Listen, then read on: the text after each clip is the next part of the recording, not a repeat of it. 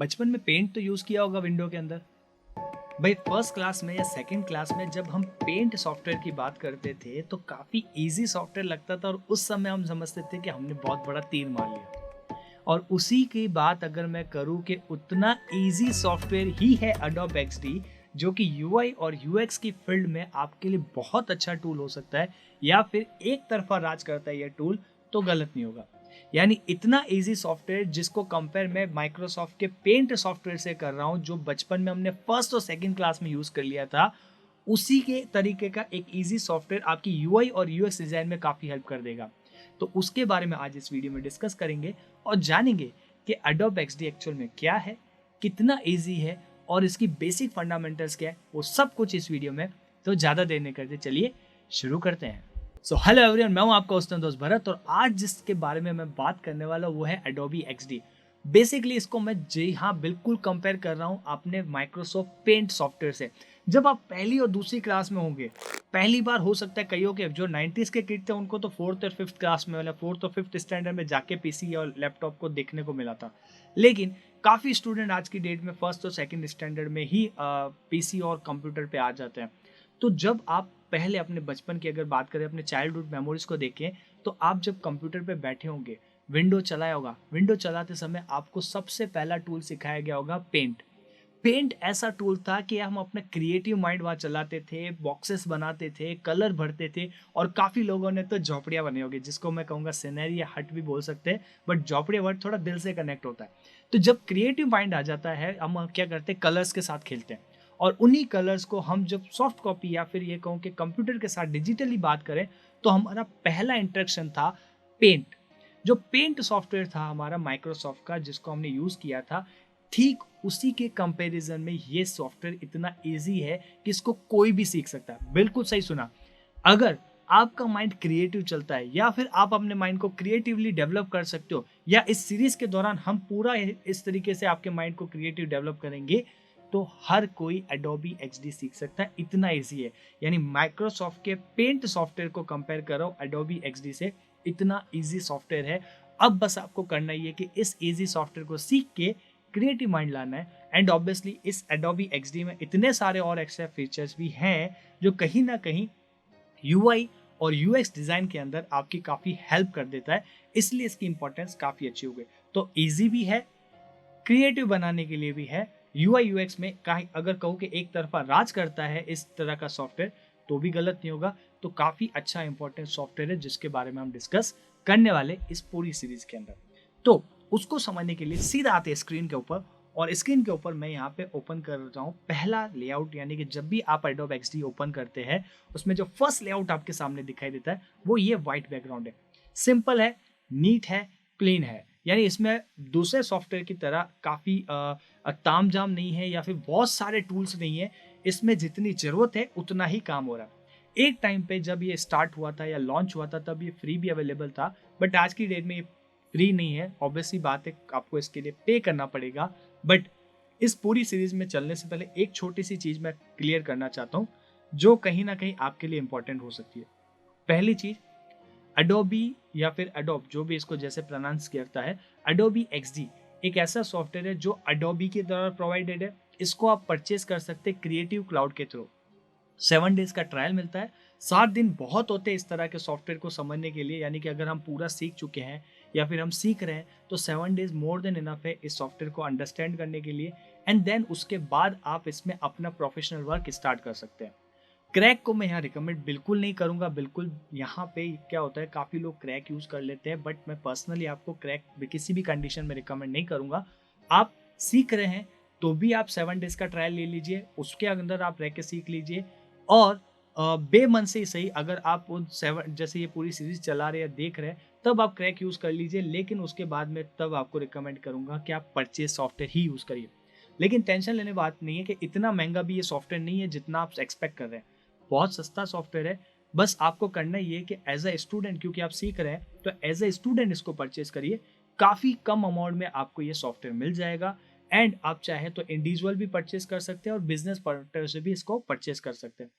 Personally ऐसे कई सारी फीचर्स इसके अंदर है जो आप जेन्युइन सॉफ्टवेयर परचेज करने के बाद ही इसमें अप्लाई कर पाएंगे। अदरवाइज क्रैक के साथ वो चीज़ें पॉसिबल नहीं है।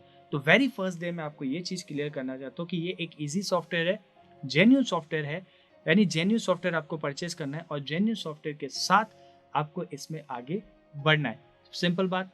देन उसके बाद मैं सेकंड पॉइंट ये रर्ज करूंगा कि अगर जेन्यून परचेज कर रहे हो तो ऑब्वियसली हमेशा इसको टाइम टू टाइम अपडेट करते रहेंगे, या फिर ऑटोमेटिकली अपडेट भी हो जाता है, आपको जैसे नोटिफिकेशन है आप इसको डाउनलोड और इंस्टॉल मतलब री इंस्टॉल दोबारा कर दीजिएगा क्रिएटिव क्लाउड के थ्रू। तो लेटेस्ट वर्जन हमेशा बेटर ऑप्शन रहता है हमारे लिए, तो हम उस तरीके से ही इस पर बात करने वाले। तो पॉइंट ये आ जाता है कि Adobe XD इजी सॉफ्टवेयर होने के साथ साथ जेन्यून भी होना चाहिए, जेन्यून होने के साथ साथ अपडेटेड भी होना चाहिए, ताकि आप इस इंडस्ट्री में या UI UX के डिपार्टमेंट में या UX UX की फील्ड के अंदर काफ़ी कुछ आगे अचीव कर सकें। अदरवाइज कैक के साथ मैं पर्सनली इतना इसको नहीं कंपेयर कर पाऊंगा कि हाँ आप उसको इनिशियल डेज में या किसी काम की निकालने के चक्कर में आप यूज़ कर सकते हैं, बाकी जेन्यून इज़ द जेन्यून। तो पहले दिन से ही मैं ये चीज़ आपको क्लियर कर देना चाहता हूँ। फाइन। सेकंड, अब Adobe XD का एक अल्टरनेट और ऑप्शन आ जाता है फिग्मा। फिग्मा एक वेब बेस्ड सॉफ्टवेयर है, या फिर कह दीजिए इसी में UI UX में एक अच्छा सॉफ्टवेयर है जो काफ़ी लोग यूज़ करते हैं, बट अगर कंपैरिजन करूँ तो मैं XD को ज़्यादा रिकमेंड करूँगा। उसकी वजह मैं अभी नहीं बताऊंगा, उसकी वजह मैं जब एट दी एंड या ऑलमोस्ट एंड पोर्शन पे आऊँगा तब मैं उसको एक्सप्लेन करूँगा, तो ज़्यादा बेटर ऑप्शन होगा। फाइन। थर्ड, ऐसे कई सारे फीचर हैं जो डायरेक्टली आप अपने क्लाइंट से शेयर कर सकते हैं और उससे आपकी प्रोडक्टिविटी या फिर कह दीजिए प्रोफेशनलिज्म के तरीके से काम करने का तरीका भी बढ़ जाएगा। वो सारा कुछ हम बात करेंगे एट दी एंड या in between of this series. तो ये आगे बढ़ने से पहले एक छोटे से कुछ पॉइंट्स थे जो मुझे क्लियर करने थे। अब हम आते हैं सीधा लेआउट्स के ऊपर या फिर XD के ऊपर। अब बेसिकली क्या होता है, XD के अंदर आप कुछ भी बना सकते हो देखा जाए तो। ऐसे तो आप फोटोशॉप में भी वेबसाइट की डिज़ाइन बना लो, आप मोबाइल एप्लीकेशन की डिज़ाइन बना लो, आप एडोबी के इलस्ट्रेटर में भी बना लो, लेकिन फिर XD की एक्स्ट्रा क्या जरूरत पड़ी जो इसमें आपको मतलब अलग से एक पूरा सॉफ्टवेयर दे दिया गया, तो बिल्कुल जरूरत है। काफ़ी सारे एक्स्ट्रा चीज़ें हैं जो आपको इसमें बनाने होते हैं। फाइन। तो इसको समझने के लिए सबसे पहले मैं क्या कर रहा हूँ, WS Scriptec की वेबसाइट खोल रहा हूँ। अब ये जो WS Scriptec की वेबसाइट अभी डेवलप हो चुकी है और लाइव हो चुके हैं wscriptec.com। तो इसके हर एक पेज को, यानी कि जैसे कि होम पेज है, मैं यहाँ पे कई सारे और अंदर के पेजेस पे अगर जाऊंगा तो इसके हर एक पेज को कहेंगे वेब पेजेस। वेबसाइट है तो वेबसाइट के हर एक पेज को कहते हैं web pages after the development. Simple बात है। अब जब उन वेब पेजेस को डेवलप करने से पहले जब उनकी डिजाइन बनाई जाती है फॉर द डेवलपर, यानी कि मान लो मैं डिजाइन बना रहा हूँ, डेवलपर को शेयर कर रहा हूँ, फिर उस वो जो डेवलपर है उस डिजाइन को देख के पूरी वेबसाइट कंप्लीटली डेवलप करता है एंड फिर उसके बाद लाइव करता है। सिंपल सी बात है, ये एक प्रोसेस रहता है, यानी बनाने से पहले एक डिजाइन चाहिए होती है। तो जब आप किसी भी वेब पेजेस की या फिर किसी भी वेबसाइट की जो डिजाइन बनाते हैं, वो जो सिंगल वेब पेज होता है उसको कहते हैं लेआउट। तो ये कंफ्यूज नहीं होना कि मैं बार बार कई बार लेआउट्स भी बोलूंगा, तो कंफ्यूज नहीं होना कि लेआउट्स क्या चीज है। जो भी आप डिजाइन बना रहे किसी वेबसाइट की या किसी वेबसाइट के पर्टिकुलर पेज की, उस डिजाइन को हम लेआउट्स के नाम से जानेंगे। ठीक वेबसाइट की तरह मोबाइल एप्लीकेशन के लिए भी डिजाइंस बनती है जिसको डेवलप किया जाता है एंड डेवलपर अपने तरफ से एपी के बना के लॉन्च करते हैं। यानी कि एक तरह से ये होता है कि मोबाइल एप्लीकेशन की भी डिजाइंस बनती है, उनके हर एक डिजाइन को हम लेआउट के नाम से जानेंगे। यानी ओवरऑल पॉइंट ये आ जाता है, जो Adobe XD है उसके अंदर हम क्या करेंगे, जितनी भी डिजाइन बनेगी उसको लेआउट्स के नाम से जानेंगे। सिंपल बात है, तो उसको हम अच्छे तरीके से अंडरस्टैंड करेंगे कि लेआउट्स क्या चीज है। फाइन। तो यहाँ पे आप लेआउट्स 3-4 तरह से इसने ऑप्शन दे रखे। पहला इसने आपको ऑप्शन दिया मोबाइल एप्लीकेशन के लेआउट्स को, यानी कि यहाँ पे आप नोटिस करेंगे iPhone 12 Pro Max लिखा हुआ है, इसके कॉर्नर में एक एरो बना हुआ है, डाउन एरो बना है। इस पे जब मैं क्लिक करता हूँ तो कई सारे ऑप्शंस और मुझे मिल जाते हैं, जहां पे आप क्या करते हैं, मोबाइल एप्लीकेशन की साइजेस इसने डिफाइन कर दिए। अलग अलग फोन की क्या होता है, अलग अलग साइज होती है। स्टैंडर्डली आज की डेट में हम क्या करते हैं, आईफोन जो होता है उसका लेटेस्ट जो वर्जन होता है उसको एज ए स्टैंडर्ड लेते हैं, या फिर 12 के अराउंड जो होता है उसको हम कंसिडर करते हैं एज ए स्टैंडर्ड साइज। फिर वो डेवलपर से शेयर कर दी जाती है और डेवलपर हर एक स्क्रीन के अकॉर्डिंग वो डेवलप करता है, वो उसका पर्टिकुलर लुकआउट है।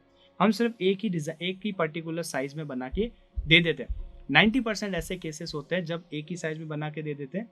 कुछ केसेस होते हैं जहां पे आपको हर एक स्क्रीन साइज के अकॉर्डिंग क्या करना पड़ता है, डिजाइन बनाना पड़ता है। फाइन। तो जब भी आपको मोबाइल एप्लीकेशन की डिजाइन बनानी होती है तो यहाँ पे अलग अलग साइजेस ऑलरेडी Adobe XD ने दे रखे हैं। आप इनमें से कोई भी चूज करके उस पर क्लिक करके आगे बढ़ सकते हैं। First point. ठीक केस वैसा ही वेब के केस में भी इसने ऑप्शन दे रखा है जब हम इस एरो डाउन एरो पे क्लिक करते हैं तो इसने 3 स्टैंडर्ड साइज दे रखी है। 1920 यानी कि फुल एचडी की बात हो रही है, 1366 यानी कि एक स्टैंडर्ड बेसिक पीसी या लैपटॉप की बात हो रही है, और वेब में 1280, ये एक छोटे तरह के जो छोटे साइज के लैपटॉप्स आते हैं उनकी साइज है। यानी कि कल को मुझे वेबसाइट की डिज़ाइन बनानी है तो मेरे पास 3 स्टैंडर्ड साइजेस हैं जो यहाँ पे दी गई है। मोबाइल की डिज़ाइन बनानी है या मोबाइल के लेआउट्स की डिज़ाइन बनानी है तो यहाँ पे मेरे पास कई सारे ऑप्शन है, उनको मैं ले सकता हूँ। अदरवाइज 2 और ऑप्शन इसने दे रखे हैं, मैंने क्लिक कर दिया, एक बार मैं वापस आ जाता हूँ उसी लेआउट्स पे। अदरवाइज 2 और ऑप्शन दे रखे हैं, Instagram story and custom size, यानी कि कुछ ऐसी डिज़ाइन बनानी है जो कस्टम आपको डिज़ाइन बनानी हो तो कस्टम साइज भी इसने दे रखी है। पॉइंट ये आ जाता है कि ऐसे तो आप एडोब फोटोशॉप के अंदर भी वेबसाइट की डिज़ाइन बना सकते हो, ठीक है, इलस्ट्रेटर के अंदर भी आप मोबाइल एप्लीकेशन की डिज़ाइन बना सकते हो, और एडोब एक्सडी के अंदर भी आप जाके बैनर्स और काफ़ी कुछ बना सकते हो। फिर इंडिविजुअल सॉफ्टवेयर की जरूरत कहाँ पड़ी? तो होता ये है कि फोटोशॉप बेसिकली फोटो एडिटिंग और कई सारी चीज़ों के लिए काम आता है। Illustrator generally newly created objects या इलस्ट्रेशन के ज़्यादातर काम आता है, और वहीं एडोबी एक्सडी वेबसाइट और एप्लीकेशन के लेआउट्स के लिए ज़्यादातर काम आता है। एंड डेफिनेटली क्योंकि ये स्पेसिफिकली इस तरह की चीज़ों के लिए बना, यानी यूआई यूएक्स के सॉफ्टवेयर के लिए बना हुआ है, यानी यूआई यूएक्स की डिज़ाइन के लिए ये सॉफ्टवेयर बना हुआ है, तो इसमें कई ऐसे एक्स्ट्रा फीचर हैं जो कि आने वाले टाइम में हम डिस्कस करेंगे जो बाकी सॉफ्टवेयर में नहीं है।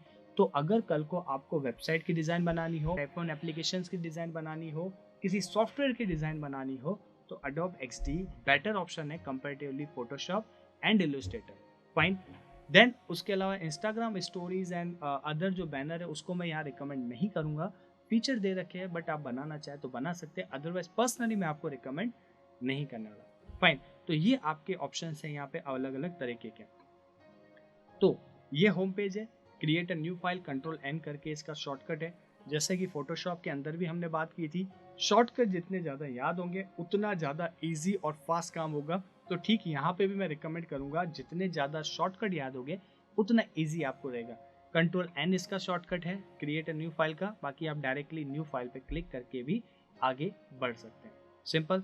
जैसे ही मैंने इसको क्लिक किया यानी कि create a new file open करी, इसका जो पहला लेआउट आया वो कैसा आया, यहाँ लेफ्ट हैंड साइड में मेरे पास कुछ टूल्स अवेलेबल है जिनकी हेल्प से मैं डिज़ाइन यानी कि लेआउट्स बनाऊंगा। सिंपल बात है। तो यहाँ पे कई सारे टूल्स अवेलेबल है जिनकी हेल्प से लेआउट्स बनाने वाला हूँ। जिसमें पहला टूल, अगर देखो मैं कर्सर सीधा लेके जा रहा हूँ, यहाँ पे मैं माउस का कर्सर लेके जा रहा हूँ पहले टूल पे, तो आप देखेंगे हल्का सा एक टाइटल कह दीजिए या पॉपअप टाइप कह दीजिए आया है, या टूल टिप कह दीजिए, उसमें इस टूल का नाम लिखा हुआ है, ये नाम है सेलेक्ट, और ब्रैकेट में जो यहाँ पे ये एक कैरेक्टर लिखा हुआ वी करके, ये इसका शॉर्टकट है। बिल्कुल जैसे कि मैं दो से कंपेयर करूँ, दूसरे वाले लेआउट पे गया, सॉरी दूसरे वाले टूल पे गया, लेफ्ट हैंड साइड में लिखा हुआ रेक्टेंगल और उसका शॉर्टकट है आर। तो अगर मैं आर प्रेस करता हूँ कीबोर्ड के अंदर तो मेरा ये रेक्टेंगल वाला टूल जो है सेलेक्ट हो जाएगा, और अगर मैं वी प्रेस करता हूँ तो मेरा सेलेक्ट टूल जो है वो सेलेक्ट हो जाएगा। फाइन। तो आप देखिए आर प्रेस कर रहा हूँ तो ये वाला ब्लू कलर में कन्वर्ट हो रहा है, और वी प्रेस कर रहा हूँ तो ये वाला मेरा सेलेक्ट टूल जो है वो ब्लू कलर में कन्वर्ट हो रहा है। तो ये थोड़ा इसकी आइडेंटिफिकेशन है कि आप कैसे शॉर्टकट्स के थ्रू आगे बढ़ सकते हैं। तो कौन कौन से टूल है थोड़ा सा उसके बारे में क्विक ओवरव्यू ले लेते हैं। सेलेक्ट टूल, इसके अंदर जितने भी आइटम्स होंगे, ध्यान रखिएगा अगर आपने फोटोशॉप की सीरीज देखी है तो वहां पे इंडिविजुअली एंटिटी को मैंने कहा था लेयर्स, ठीक है, और यहाँ पे इंडिविजुअल एंटिटी को कहूंगा मैं आइटम। ये कुछ ऐसा है जैसे फॉर एग्जांपल मैं जाता हूँ यहाँ पे वेबसाइट के केस में, मान लीजिए मेरे को यहाँ पे 2 बटन्स बनाने, ठीक है, तो 2 बटन्स मैंने डिजाइन में बनाने हैं, तो एक मैंने रेक्टेंगल टाइप लिया जिसका मैंने कलर मान लो ग्रीन कर दिया, और एक मैंने रेक्टेंगल और लिया जिसका मैंने कलर यानी बैकग्राउंड कलर जो है वो कुछ नहीं रखा, उसको ट्रांसपेरेंट रखा, यानी मैंने 2 रेक्टेंगल बनाए, ये मान के चलिए, और उसके ऊपर 2 मैं टेक्स्ट लिख रहा हूँ, एक लिख रहा हूँ गेट इन टच और दूसरा लिख रहा हूँ आवर सर्विसेज। तो मेरे पास 4 आइटम्स हो गए, 2 रेक्टेंगल और उन 2 रेक्टेंगल के ऊपर टेक्स्ट। तो ठीक यहाँ पे ये चीज हो रही है कि जब भी आप लेआउट बनाते हैं एक सिंगल एंटिटी, यानी कि हर एक सिंगल एंटिटी को यहाँ पे आप जानेंगे आइटम के नाम से। यही फोटोशॉप अगर आपने देख रखा है तो वहाँ पे कहते हैं लेयर्स। तो कंफ्यूज नहीं होना है। हो सकता है कि कई बार क्योंकि एक ही स्ट्रीम में कई बार ये हम काम करते हैं तो लेयर्स और आइटम ऐसे बोलने में कंफ्यूजन हो जाए, बट जनरली हम इसको कहते हैं आइटम्स के नाम से। फाइन। तो जितने भी आइटम आप इसके अंदर बनाएंगे फॉर एग्जाम्पल जैसे कि मैं यहाँ पे एक रेक्टेंगल बना के दिखा देता हूँ। ये मैंने एक रेक्टेंगल बनाया, फिर मैं ये दूसरा रेक्टेंगल बनाऊंगा, फिर मैं ये तीसरा रेक्टेंगल बनाऊंगा। ऐसे मैंने रेक्टेंगल बनाया। तो जितनी बार मैं रेक्टेंगल बना रहा हूँ तो आप नोटिस करिए यहाँ पे आइटम, ऑल आइटम्स लिखा हुआ है। यहाँ पे रेक्टेंगल 1 2 3 ऐसे करके ऑप्शन है, एक एक करके पॉइंट्स पे आएंगे सबके। टेंशन लेने वाली बात नहीं है, डिटेल में हर एक टूल को भी समझेंगे। बट क्योंकि आज एक इंट्रोडक्शन वीडियो है तो मैं इसको थोड़ा फैमिलियर करने की कोशिश कर रहा हूँ कि एडोब एक्सडी को फैमिलियर कर रहा हूँ कि चीज़ें क्या हो रही है। क्योंकि कल को मैं ये नहीं चाहता कि कोई डिज़ाइन आपके सामने डायरेक्टली ओपन करूँ और टूल को समझा रहा हूँ तो आप कहेंगे ये क्या हो रहा है, तो वो चीज़ नहीं करनी। इसलिए हर एक टूल को थोड़ा फैमिलियर कर रहा हूँ मैं एक तरह से। फाइन, तो मैंने यहाँ पे 3 रेक्टेंगल बनाए। अब मुझे इसको मूवमेंट कराना, यानी किसी रेक्टेंगल को मूवमेंट कराना है, तो मैं क्या करूँगा, मूव टूल सेलेक्ट करूँगा। रेक्टेंगल जो सेलेक्टेड है वो क्या होगा, उसको मैं मूव करा सकता हूँ। सो सिंपली सेलेक्ट टूल का सिंपल सा ऑप्शन है, किसी भी आप आइटम को सेलेक्ट कर सकते हैं। जैसे कि मैंने इस तरीके से किया, क्या किया, सिंपल गया इसके ऊपर, लेफ्ट क्लिक किया माउस का, एंड देन इसको ड्रैग कर रहा हूँ और ड्रैग करते देखो मेरा ये आइटम सेलेक्ट हो गया। सिंपल सी बात है। तो मैं उस किसी भी आइटम को अगर मुझे सेलेक्ट करना है उसकी मैं हेल्प लूँगा उसमें सेलेक्ट टूल की, जिसका शॉर्टकट है वी। और उसको अगर मुझे मूवमेंट कराना है तो मैं मूवमेंट कराने के लिए भी मैं क्या करूँगा, सेलेक्ट टूल की हेल्प लूँगा। और जब भी मैं मूवमेंट करा रहा हूँ तो साइड बाय साइड मेरे पास यहाँ पे कुछ देखिए ग्रिड टाइप भी बनता हुआ आ रहा है, जो इसके इंडिविजुअली आपस में जो लेआउट्स है उनके गैप और अलाइनमेंट को भी रिप्रेजेंट करता है। अब इस टॉपिक पे थोड़ा डिटेल में आएंगे। ठीक इस पॉइंट पे भी, यानी कि एडोब एक्सडी के अंदर भी हम क्रिएटिविटी की बात करेंगे, कलर कॉम्बिनेशन की बात करेंगे, सबसे ज़्यादा इंपॉर्टेंट अलाइनमेंट की बात करेंगे। ठीक है, तो वो जब लेटर ऑन आएगा तब इन ग्रिड को थोड़ा और अच्छे से समझेंगे। बट अभी के लिए मूव टूल नहीं, फोटोशॉप आ गया बीच में, देखा ये गड़बड़ होती है कई बार जब आप एक से ज़्यादा सॉफ्टवेयर करते हैं तो गड़बड़ होती है ऐसे। तो जो सेलेक्ट टूल है एडोब एक्सडी के अंदर, वो बेसिकली आपके जो आइटम्स है उसको मूवमेंट करने के लिए काम आता है। और जो रेक्टेंगल है यानी रेक्टेंगल टूल है वो सिंपली रेक्टेंगल बनाने के काम आता है। नहीं, अगर आप विड्थ और हाइट सेम करेंगे तो स्क्वायर बन जाएगा। तो सिंपल सी बात है, इसमें और इसका कोई अलग से कोई स्पेसिफिक चीज़ नहीं हो रही है जिसके बारे में हम अभी के लिए बात करेंगे। इंडिविजुअल जब काम करेंगे तब डिटेल में जाएंगे, राइट हैंड साइड के सारे पॉइंट्स को अच्छे से समझेंगे। बट क्योंकि आज ओवरव्यू टाइप वीडियो है तो मैं चाहता हूँ एक फैमिलियर हो जाओ एक्सडी से, फिर अपन डिटेल में बात करेंगे। फाइन, ठीक जैसे रेक्टेंगल बनता है वैसे इक्लिप्स भी आप बना सकते हैं। विड्थ और हाइट सेम रखेंगे तो डेफिनेटली एक सर्कल बनेगा और इसका शॉर्टकट है ई। देन हम बात करेंगे पॉलीगन। पॉलीगन शॉर्टकट है वाई, और इसके अंदर पॉलीगन यानी मल्टीपल एजेस, मिनिमम 3 एजेस के साथ आप इसमें डिज़ाइन बना सकते हैं। फॉर एग्जाम्पल मैंने यहाँ पे एक 3 एजेस के साथ मैंने एक डिज़ाइन बनाई, तो ये मेरा क्या बन गया, ट्रायंगल। सिंपल सी बात है, ये मैंने ट्रायंगल बन गया। अब हो सकता है मुझे 3 एजेस नहीं चाहिए, मुझे ज़्यादा एजेस चाहिए, तो मैंने एक सिंपल सा एक और बनाया और थोड़ा सा राइट हैंड साइड में इसके स्क्रॉल किया और यहाँ पे मैंने 5 करके एंटर मार दिया। तो आप देखेंगे इसकी 5 एजेस बन गई, 1 2 3 4 एंड 5। सिंपल बात है। हाँ, राइट हैंड मेन्यू को एक एक करके समझेंगे। ये कुछ ऐसा ही है जैसा कि फोटोशॉप हमने किया था। फोटोशॉप में इंडिविजुअल टूल्स को हमने समझ के एक एक लेआउट्स को जाना था। बट क्योंकि एडोब एक्सडी बहुत बड़ा वास्ट सॉफ्टवेयर नहीं है, पहले इंट्रोडक्शन लेंगे, फिर एक एक टूल्स को समझेंगे, फिर इसके साथ सीधा प्रैक्टिकल पे आएंगे। इसलिए कई ऐसे प्रैक्टिकल्स हैं इसमें जो डायरेक्टली अप्लाई करेंगे तब फीचर्स को अच्छे से समझेंगे। इसलिए मैं आज एक क्विक वीडियो ले रहा हूँ। ठीक है, तो इस तरीके से हम क्या कर सकते हैं, पॉलीगन यानी मल्टीपल एजेस वाले भी यहाँ पे आइटम्स जो हैं वो क्रिएट कर सकते हैं। मिनिमम आपको यहाँ पे 3 एजेस होनी नेसेसरी है, तब जाके आप एक ट्रायंगल से स्टार्ट कर सकते हैं एंड देन आगे जाके आप कंटिन्यूसली एजेस वाइज आप इसमें पॉलीगन्स और बना सकते हैं। पॉली का मतलब ही होता है मल्टीपल, और पॉलीगन मिला के आप क्या करते हैं, एक अलग तरह का शेप बनाते हैं जिसमें 3 से स्टार्ट होने वाली एजेस को आप अप्लाई करते हैं।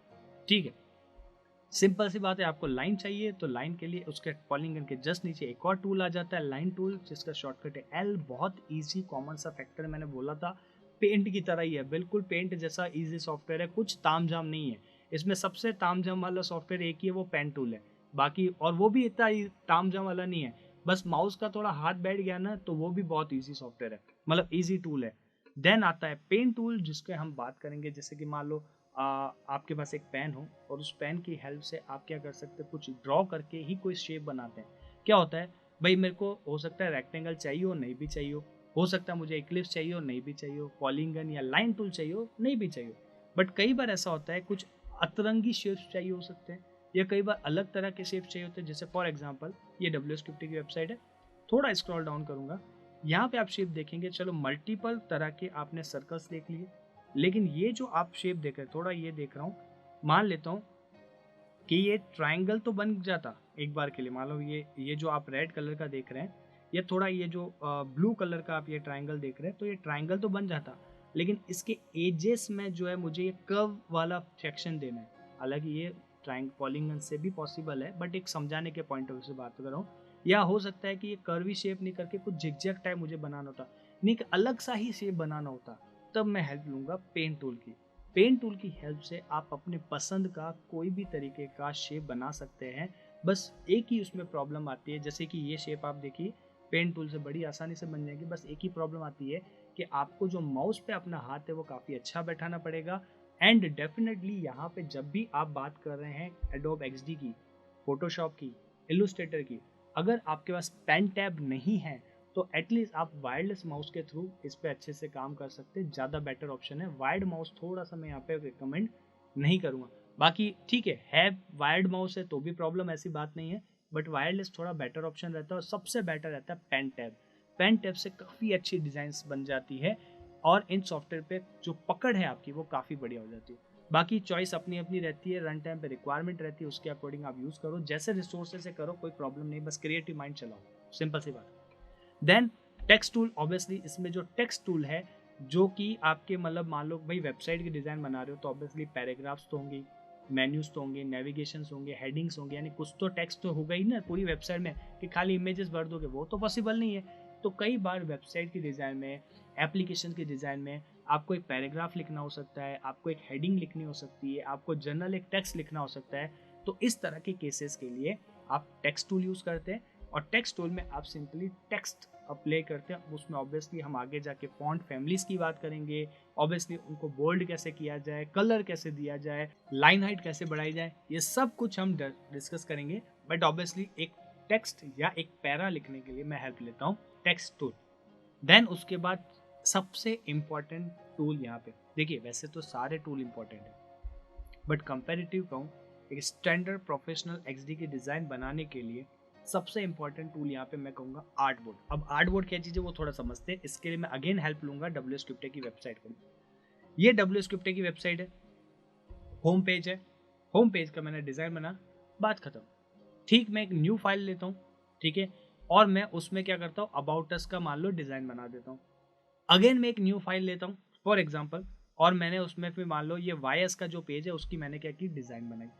यानी किया क्या, मैंने 3 डिफरेंट फाइल ली एडोब XD के अंदर, और उसके अंदर तीनों के मैंने क्या किए, अलग अलग लेआउट्स बना दिए और क्लाइंट के साथ शेयर कर दिया या फिर डेवलपर के साथ शेयर कर दिया। पॉइंट ये आ जाता है कि अब कल को मेरी वेबसाइट के अंदर 20 से 25 पेजेस हो तो क्या 20 से 25 लेआउट्स बनाऊं, मतलब 20 से 25 फाइलें बनाऊं और वो सारी की सारी फाइलें क्लाइंट को शेयर करूं? यार थोड़ा ज़्यादा हो जाता है, फिर उस केस में फिर इरिटेशन हो जाती है, परेशानी हो जाती है। तो क्या करते हैं, तो करते ही है कि फाइल भैया एक ही बनाते हैं, यानी कि जो एडोब XD की फाइल है उसको एक ही बनाया और उसके अंदर मल्टीपल आर्टबोर्ड बना दिए। ऐसे ये लेआउट्स है, मैंने वेब वाला पोर्शन सेलेक्ट किया था, तो जो वेब वाला मैंने पोर्शन सेलेक्ट किया था उसके अकॉर्डिंग यहाँ पे तो क्या हो गया, वेब 1920 जो सेलेक्ट किया था वो लिखा हुआ आ गया। इसको रीनेम वगैरह भी कर सकते हैं। मैं चाहता हूँ एक आर्टबोर्ड और बने, सपोज करो मैंने वेबसाइट की जो डिज़ाइन यानी होम पेज की डिज़ाइन इस आर्टबोर्ड के अंदर बना दी, एक और क्लिक किया, क्लिक करते जैसे ही मैंने किया राइट हैंड साइड में अलग अलग साइजेस दोबारा आ गए। अब मैं ये चाहता हूँ कि यार जो एक और वेबसाइट का लेआउट बनाऊँ, हो सकता है वेबसाइट के साथ एप्लीकेशन का भी लेआउट बनाना पड़ सके, या ये दिखाना होता है कि वेबसाइट की डिज़ाइन मोबाइल में कैसे लगेगी। तो ऐसे कई सारे केसेस हम इन द फ्यूचर बात करेंगे। अभी के लिए मैं मान के चलता हूँ एक मैंने होम पेज की डिज़ाइन बनाई और एक मुझे अबाउट अस की बनानी है। तो होम पेज की डिज़ाइन तो मेरी बन गई सपोज करिए, और एक और आर्टबोर्ड पे मैं लेकर क्लिक करूँगा। यहाँ पे मैंने आर्टबोर्ड पे जाऊँगा जिसका शॉर्टकट है यहाँ पे A। यहाँ पे राइट हैंड साइड में मेरे को अलग अलग फीचर दे दिए गए हैं, यानी कि डिज़ाइन के साइजेस दे दी गई है। उस पर मैं अगेन 1920 सेलेक्ट करूँगा तो हम नोटिस करेंगे झटके से एक और मेरे पास यहाँ पे आर्टबोर्ड आ गया। देखो ये मेरा फर्स्ट आर्टबोर्ड था और ये मेरा सेकंड आर्टबोर्ड है। मैं माउस की हेल्प से इसको बस मूवमेंट करा रहा हूँ और कुछ नहीं कर रहा हूँ, तो कंफ्यूज होना नहीं है। तो सिंपली मैंने क्या किया, 2 आर्टबोर्ड बना दिए, यानी 2 डिफरेंट लेआउट्स को यूज़ किया और उन दोनों डिफरेंट लेआउट्स को एक सिंगल फाइल में रखा, क्योंकि वो एक सिंगल प्रोजेक्ट से रिलेट करता है। कल को अगर मुझे कोई अलग प्रोजेक्ट से रिलेटेड डिज़ाइन बनानी है तो ऑब्वियसली उसकी अलग फाइल बनाऊंगा, बट अगर वो आपस में रिलेट करते हैं या फिर मेरे को ऐसा होता है ना कई बार कि आप कोई एक डिज़ाइन बनाते हैं, वो डिज़ाइन ऑलमोस्ट कैरी फॉरवर्ड करनी पड़ती है, उसके कई सारे लेआउट्स आपको दूसरी डिज़ाइन में लेने पड़ते हैं। कई बार ऐसा पॉसिबल होता है, थोड़ा बहुत कलर चेंज करके आप वो डिज़ाइन एज इट इज़ उसको आपको दूसरी डिज़ाइन में डालनी पड़ती है। करना कुछ नहीं होता है, फिर उसका एक उसी फाइल के अंदर जाके एक और आर्टबोर्ड बना दो और वहाँ डिज़ाइन कॉपी पेस्ट कर लो। सिचुएशन मैटर करती है यहाँ पे ऑब्वियसली। हर बार कुछ यूनिक बनाना ज़्यादा बेटर ऑप्शन रहता है, बट कुछ कह नहीं सकते। जब आप इस इंडस्ट्री में एंटर होगे तब आपको प्रैक्टिकली कई सारी चीज़ें फेस करनी पड़ेगी। आइडियली काफ़ी कुछ बात कर ली जाती है, बट प्रैक्टिकल के फेस में आपको कुछ ऐसी चीज़ें करनी पड़ जाती है कि एक डिज़ाइन से दूसरी डिज़ाइन में आपको कॉपी पेस्ट करना पड़ता है। फिर उसमें थोड़ा बहुत ही चेंजेस भले करके यूनिक बना दो, बट करना पड़ता है। तो कई ऐसी सिचुएशन आ जाती है जब आप सिंगल फाइल के अंदर मल्टीपल लेआउट्स की रिक्वायरमेंट आपको पड़ जाती है, तब आप आर्ट बोर्ड की यहाँ पे हेल्प लेते हो। और सबसे बेटर या सबसे ज़्यादा यूज़ आने वाला सेलेक्ट टूल के बाद या सेलेक्ट टूल से पहले कहूँगा obviously art board tool use आता है, जो सबसे इंपॉर्टेंट टूल है। बाकी ऑब्वियसली यहाँ पे जूम वाला सेक्शन है, देखो उसके लिए मैं क्या कर देता हूँ, एक छोटा सा इक्लिप्स बना देता हूँ या फिर मैं इसको शिफ्ट की हेल्प से सर्कल बना देता हूँ। बात करेंगे इसके बारे में भी कि इक्लिप्स को सर्कल एग्जैक्टली कैसे बनाया जाए, शिफ्ट और शॉर्टकट का क्या फ़ायदा है, सब कुछ बात करेंगे। फाइन। और यहाँ पे आर्ट बोर्ड के जस्ट नीचे एक और टूल आता है, जूम टूल। जूम टूल पे मैंने जैसे ही क्लिक किया, शॉर्टकट इसका जेड है। यहाँ पे देखो मैं कर्सर लेके जा रहा हूँ तो एक अब मैग्नीफायर का वो जो है आइकन बन के आ गया। जब मैं इस पर क्लिक करता हूँ, जितनी बार मैं क्लिक करता हूँ उतनी बार ये जूम हो गया। अब ये कलर तो फिल है नहीं, ऑब्वियसली बात है, इसलिए वो थोड़ा दिखाई नहीं रहा। बाकी आप समझ गए होंगे कि मैं इसको जूम कर सकता हूँ with the help of zoom tool. अब जूम करने के लिए आपको जूम टूल की हेल्प की जरूरत नहीं है। रन टाइम पे आप सिंपली कंट्रोल माइनस माइनस से जूम आउट कर सकते हैं और कंट्रोल प्लस प्लस से आप जूम इन कर सकते हैं। तो ऐसा भी होता है कि आप सेलेक्ट टूल या कोई और टूल अगर आपने सेलेक्ट कर रखा है तो डायरेक्टली शॉर्टकट यूज़ कर लो। जूम टूल इंडिविजुअली बार बार एक्टिव करने की नीड नहीं है। कंट्रोल माइनस माइनस या कंट्रोल प्लस प्लस करो, उससे जूम इन और जूम आउट होता रहेगा, सिंपल बात है। और उसके अलावा भी फीचर है, राइट हैंड साइड में एनी टाइम आपको यहाँ पे देखो पोर्शन दिखाई देगा जूम का, कितने परसेंट जूम करना है आप यहाँ से भी अपने तरीके से या तो टाइप करो या फिर यहाँ से जो ऑलरेडी ऑप्शन है उसको सेलेक्ट करो। जैसे मान लो मैंने इसको कर दिया 25%, सीधा 25% में ये शिफ्ट हो गया, सिंपल बात है। उसके अलावा शॉर्टकट देखो दे रखे अलग से, कंट्रोल 1 से 100% फिट टू स्क्रीन हो जाएगा और कंट्रोल 2 से फिट टू स्क्रीन नहीं होगा, सॉरी, कंट्रोल 1 से 100% हो जाएगी साइज और कंट्रोल 2 से 200% हो जाएगी। फिट टू स्क्रीन के लिए आपको करना पड़ता है कंट्रोल 0, ठीक है। तो जितने भी आपके आर्ट बोर्ड है वो सारे फिट टू स्क्रीन हो जाएंगे। ऑब्वियसली बहुत छोटे छोटे टाइनी टाइनी से लगेंगे, बट ज़्यादा अगर आर्ट बोर्ड है तो, बट शॉर्टकट पता होने चाहिए यार, और कुछ पॉइंट नहीं है मेरा। तो पॉइंट ये आ जाता है कि control 0 fit to screen, control 1 100%, control 2 200%, control plus plus zoom in, control minus minus zoom out. ऐसे कई सारे और शॉर्टकट्स की बात भी करेंगे इन द टर्म। आज सारे टूल का क्विक ओवरव्यू बोलेंगे ताकि हम अच्छे से बाकी चीज़ें समझ पाए। नहीं तो क्या यार, सिंपली मैं क्या करता, एक बढ़िया सी शानदार सी डिज़ाइन दिखाता, उसमें मैं अलग अलग चीज़ें बताता, आप कहते वाह, बट वो मज़ा नहीं आता है। पहले चीज़ों को समझो, फिर डिज़ाइन दिखाऊंगा, फिर उसमें अच्छी सी चीज़ें डिस्क्राइब करूंगा, ज़्यादा मज़ा आएगा। चीज़ों को समझाना है, प्रेजेंट करना अलग बात हो जाती है। तो समझाने के लिए थोड़ा सा आपको क्विक इंट्रोडक्शन लेंगे, फिर इंडिविजुअली टॉपिक बाय टॉपिक पे आते हैं। तो ये हो गया अपने जो टूल्स, इसमें बस इतने से टूल्स है।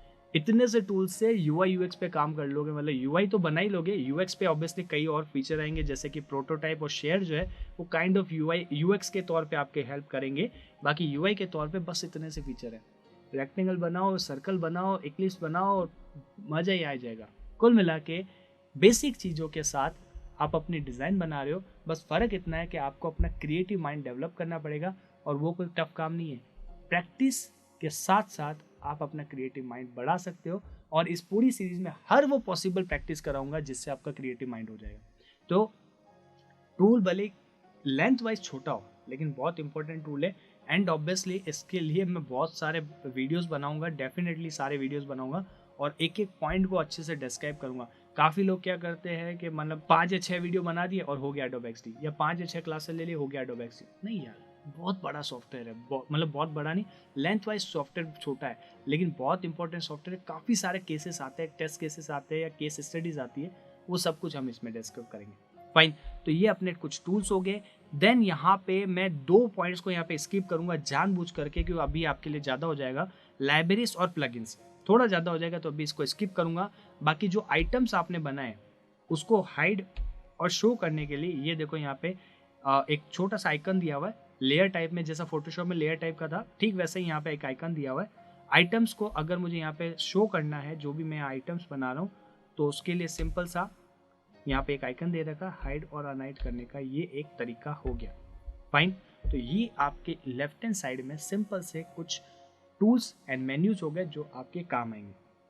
फाइन, बाकी जनरल है नॉर्मल जो आप जो यूज़ करते हैं, save as and all, file open, file close, और बाकी और भी जितने भी कई सारे प्लगइन्स और इसमें सॉफ्टवेयर या फिर सॉरी जो ऑप्शंस आते हैं, वो वन बाय वन जैसे से टॉपिक आगे बढ़ते जाएंगे उनको समझेंगे। बाकी ये टॉप का मेन्यू है, जो आप यूआई बना रहे हैं वो डिज़ाइन पोर्शन में आएगा, यूएक्स का मेजर रोल प्रोटोटाइप में आएगा, और क्लाइंट को शेयर करने के लिए शेयर का एक ऑप्शन आता है जो हम बात करने वाले इन द फ्यूचर। यानी कि फोटोशॉप के अंदर पहले तो क्या था कि या तो पीएचडी भेजो या एक अच्छे से एचटीएमएल के अंदर कन्वर्ट करके कुछ भेजो, वो जो हम ऑलरेडी फोटोशॉप की क्लासेस में देख चुके हैं। यहाँ पे वैसा नहीं है, यहाँ पे ज़्यादा बेटर ऑप्शन है क्लाइंट से आपकी डिज़ाइन शेयर करने की। भले ही क्लाइंट के पास Adobe XD इंस्टॉल ना भी हो तब भी चलेगा, लेकिन वो पूरा फील ले सकता है कि कल को एप्लीकेशन और वेबसाइट की डिज़ाइन कैसी दिखेगी। तो वो सारा कुछ इसके अंदर आएगा जब आप क्लाइंट के साथ शेयर करेंगे, और ये sharing feature only and only genuine software के अंदर है। क्रैक में आपको ये पॉइंट नहीं मिलेगा। सेम प्रोटोटाइप के काफ़ी सारे फीचर जेन्युइन में मिलेंगे, क्रैक में आपको नहीं मिलेंगे। बाकी डिज़ाइन आप डिज़ाइन वाले पैनल बना सकते हो, इसलिए कई बार मैं आपको बोल रहा हूँ कि क्रैक वर्जन मत यूज़ करना, जेन्युइन लेना बहुत सही रहेगा। फाइन, तो ये आपके पास ऑप्शन आ जाते हैं। जो आपने अगर नाम दिया होता जब क्रिएट अ न्यू करते समय, तब आपका यहाँ पे नाम आ जाता, नहीं तो इस पर डबल क्लिक करके भी आप फाइल सेव कर सकते हो। और अदरवाइज यहाँ पे ऊपर से ऑप्शन भी है एंड सेव कंट्रोल एस करने के, मतलब वो बेसिक विंडो वाले फीचर्स है जो हम रह के एक एक चीज़ को समझेंगे तब क्लियर हो जाएगा। तो ओवरऑल है कुछ नहीं, Adobe XD का जो सॉफ्टवेयर है, सेंटर में आपको आर्टबोर्ड दिखाई देंगे। अब आई थिंक आर्टबोर्ड समझ में आ जाएंगे, तो वर्डिंग अब थोड़ा टेक्निकल यूज़ करूँगा, नेक्स्ट टाइम क्या डिज़ाइन लाऊंगा तो आर्टबोर्ड बोलने में मेरे को आसानी होगी। तो सेंटर में आपको आर्टबोर्ड दिखाई देंगे, लेफ्ट हैंड साइड में आपको टूल्स और कुछ फीचर्स दिखाई देंगे, और उसके अलावा आपको आइटम्स भी दिखाई दे सकते हैं। राइट हैंड साइड में जो भी टूल आपने सेलेक्ट कर रखा है उन टूल की एडिशनल प्रॉपर्टी दिखाई देंगी। ये आपका कंप्लीट हो गया वर्क स्पेस, यानी कि जो Adobe XD में ये पूरा जो लेआउट आप देख रहे हैं, top to bottom, left to right, इसको कहते हैं वर्क स्पेस। बाकी एट द टॉप यहाँ पे राइट कॉर्नर में आपको यहाँ पे बकायदा जूम इन जूम आउट के फीचर दिखेंगे। यानी ओवरऑल ये है आपका Adobe XD, kind of a quick overview या फिर इंट्रोडक्शन, जिसमें हम क्या करने वाले हैं उसका एक आइडिया मैंने आपको दे दिया, कैसे करने वाले उसका भी काइंड ऑफ आइडिया दे दिया, एंड ऑब्वियसली डिटेल में अलग अलग वीडियो में हम बात करेंगे। बाकी इसके अंदर वेबसाइट की डिज़ाइन, एंड्रॉइड आईफोन एप्लीकेशन की डिज़ाइन, सॉफ्टवेयर की डिज़ाइन हम बनाते हैं, उसमें एनिमेशंस लगाते हैं, उसको यूएक्स के तौर पर प्रेजेंट करते हैं, यानी यूजर इंटरफेस के तौर पे प्रेजेंट करते हैं। और कंप्लीट Adobe XD काफ़ी बेटर ऑप्शन है आज की डेट में यूआई और यूएक्स डिज़ाइन के तौर पे। फाइन, सो ये था आपका complete introduction about the Adobe XD, या फिर इसको कह दीजिए Adobe XD। तो complete introduction about the Adobe XD। So I hope आपको ये पूरा कॉन्सेप्ट या बेसिक ओवरव्यू समझ में आ गया होगा, लेकिन फिर भी आपको काइंड ऑफ कोई पॉइंट है या कुछ कोई इश्यूज है या कोई डाउट है तो आप मेरे को कमेंट करिए, मैं रिप्लाई जरूर करूंगा। पूरी कोशिश करूंगा आपके नॉलेज लेवल को और एनहांस करने की। बाकी सारे वीडियो को अब जाके मैं डिटेल में ले सकता हूं, यानी टॉपिक्स को डिटेल में ले सकता हूं। पहले 2 वीडियो मुझे लेने जरूरी थे क्विक के तौर पे, ताकि आप Adobe XD के बारे में अच्छे से समझ सके। बाकी काफ़ी बड़ी सीरीज है, अंत तक जुड़े रहिएगा। Thank you so much, keep enjoying.